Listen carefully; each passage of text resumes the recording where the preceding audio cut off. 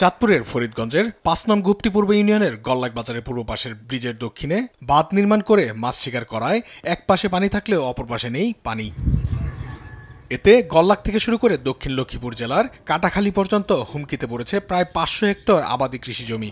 স্থানীয় কৃষকদের দাবি, আবাদি জমির রোপা ধান রক্ষায় দ্রুত পানির ব্যবস্থা করা।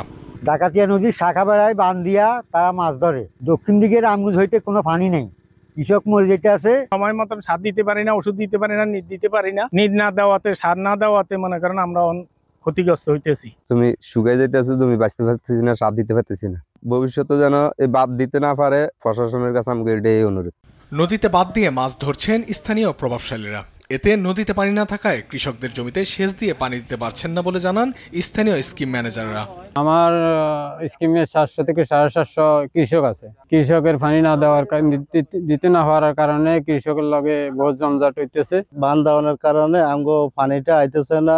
আজকে বিগত 18-19 দিন আমরা পানি দিতে পারি না। বানটা যত দ্রুত সরাই দিতে পারে তত আমগো অনেক ভালো। নদীর পানি প্রবাহ ঠিক রাখতে দ্রুত সময়ের মধ্যে প্রয়োজনীয় ব্যবস্থা নেওয়ার আশ্বাস দিয়েছেন উপজেলা নির্বাহী কর্মকর্তা।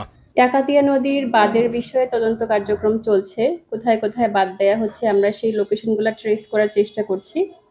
ইতিমধ্যে কিছু কিছু জায়গায় বাঁধ অপসারণ করা হয়েছে এবং সামনে যেসব জায়গায়